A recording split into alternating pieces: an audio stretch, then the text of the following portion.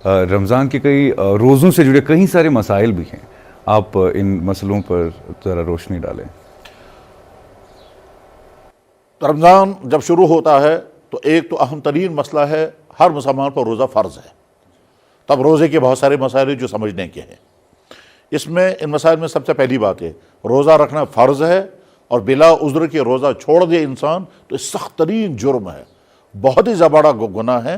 یہ آدمی نیک انسانوں کی لسٹ سے باہر نکل جاتا ہے اور گنہگار انسانوں کی لسٹ میں شامل ہو جاتا ہے۔ ہم اس کو ٹرم میں کہتے ہیں یہ آدمی فاسق و فاجر بن جاتا ہے، جو آدمی جان بوجھ کر بغیر کسی عذر کے روزہ چھوڑ دے، تو لہذا روزہ رکھنا بہت زیادہ ضروری ہے۔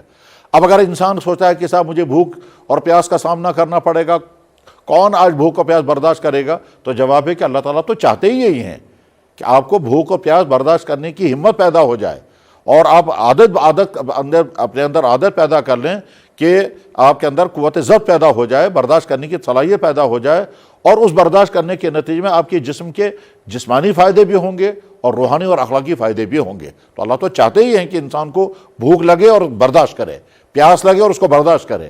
اگر کسی انسان کو بھوک ہی نہ لگے، پیاس ہی نہ لگے اور پھر روزہ رکھا تو روزے کا کوئی فائدہ ہی نہیں ہے۔ تو ایک بات تو ہے روزہ ہر مسلمان پر فرض ہے۔ البتہ 3 آدمی ایسے ہیں جن کو یہ روزہ وقتی طور پر چھوڑ دینے کی اجازت ہوتی ہے۔ نمبر 1، ہماری وہ ماں، ہماری وہ بہن، ہماری وہ بیٹی کہ جو پریگننسی میں ہوں۔ اسی طرح سے ہماری وہ ماں، ہماری وہ بہن یا ہماری وہ بیٹی کہ جو اپنے بچے کو دودھ پلا رہی ہوں، جن کو اب یہ قریب میں ہی ڈیلیوری ہوئی ہو اور بچہ دودھ پی رہا ہو، تو ان 2 خواتین کو روزہ چھوڑ دینے کی اجازت ہے، کنسیشن ہے، کیونکہ تاکہ بچے کو تکلیف نہ پہنچے۔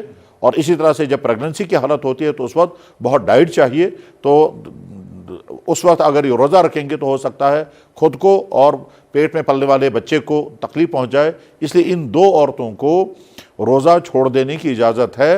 لیکن ساتھ میں ان کی ذمہ داری یہ بھی ہے کہ آگے کے لیے وہ حساب کر کے رکھیں کتنے روزے چھوڑے، پورا مہینہ اگر چھوڑا تو آئندہ جب وہ نارمل زندگی میں آ جائیں گی تو اس وقت ان کو یہ روزے رکھنے ضروری ہیں، چاہے تھوڑا تھوڑا کر کے رکھیں، چاہے بیچ میں گیپ رکھیں، چاہے سردیوں میں رکھیں، جن دنوں میں سردیاں ہوتی ہیں، دن چھوٹے ہوتے ہیں، ان دنوں میں روزے رکھنے بہت آسان ہوتے ہیں، تو آگے چل کے روزے۔ تو ایک تو کنسیشن ان 2 خواتین کو دی گئی۔ دوسری وہ خواتین کہ جو منتھلی عذر میں ہوں گی، ان کو بھی روزہ چھوڑ دینے کی اجازت نہیں، ان کو تو حکم ہے کہ یہ اس حالت میں بے روزہ بالکل نہیں رکھیں گی، اور جتنے دنوں اس پیریڈ میں گزر جائیں گے اتنے دنوں کے روزے بعد میں ان کو رکھنے ہوں گے۔ چوتھا آدمی جس کو روزہ معاف ہو جاتا ہے وہ یہ کہ اگر کوئی آدمی بیمار ہو اور سفر کی حالت میں ہو، تو بیمار ہو یا سفر کی حالت میں ہو، ان دونوں کو روزہ چھوڑ دینے کی کنسیشن ہے۔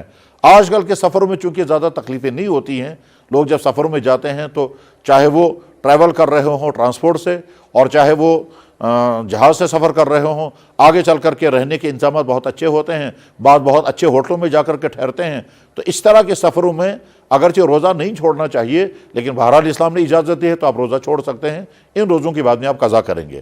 اسی طرح سے اگر کوئی انسان خدا نخواستہ بیمار ہو اور بیماری میں روزہ رکھنے سے بیماری کے بڑھ جانے کا خطرہ ہو، اور ڈاکٹر کہہ رہا ہو کہ آپ روزہ مت رکھیے، لیکن ڈاکٹر کے لیے ضروری ہے کہ وہ ڈاکٹر کے اندر 3 چیزیں ہونی چاہیے۔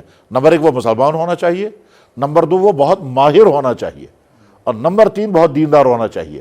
یہ تینوں شرطیں جب ہوں گی، اس ڈاکٹر کے کہنے پر آپ کو روزہ چھوڑ دینے کی اجازت ہے۔ تو اب جب روزہ چھوڑ دیں گے بے وجہ بیماری کے تو ان روزوں کے بعد میں قضا کریں گے، یا روزہ چھوڑ دیں گے بوجہ سفر کے تو اس وجہ سے بعد میں ان کو روزہ رکھیں گے۔ یہ سارا جو بیان کیا جا رہا ہے یہ قرآن کریم میں اللہ تعالیٰ شاہ نے خود بیان فرمایا کہ جب تم سفر میں ہو یا بیماری کی حالت میں ہو تو روزہ چھوڑ دو گے۔ ان چند آدمیوں کے علاوہ باقی ہر آدمی کو روزہ رکھنا بہت زیادہ ضروری ہے۔ اس کے بعد اب سمجھنا ہے کہ جب انسان نے روزہ رکھا تو احتیاط کن چیزوں سے کرنی ہے۔ نمبر 1 ایک تو کھانے پینے سے احتیاط، اس سے تو اگر کھانے پینے میں احتیاط نہیں ہوئے تو روزہ ہی ٹوٹ جائے گا۔ اور اسی طرح سے جو شادی شدہ لوگ ہیں وہ اپنے پرائیویٹ تعلقات روزے کی حالت میں قائم نہیں کر سکتے۔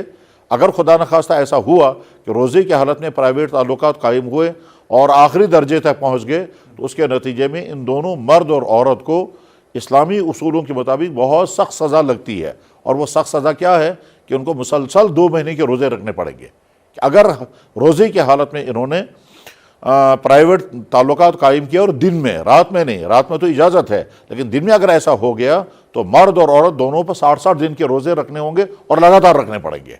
تو اس لیے ان تین چیزوں سے بچنا تو پہلے ضروری، کھانے سے، پینے سے اور پرائیویٹ تعلقات قائم کرنے سے۔ روزے کی ڈیفینیشن میں ہی آتا ہے یہ الامساک عن مفطرات الثلاثہ، تین چیزوں سے بچنے کا نام روزہ ہے۔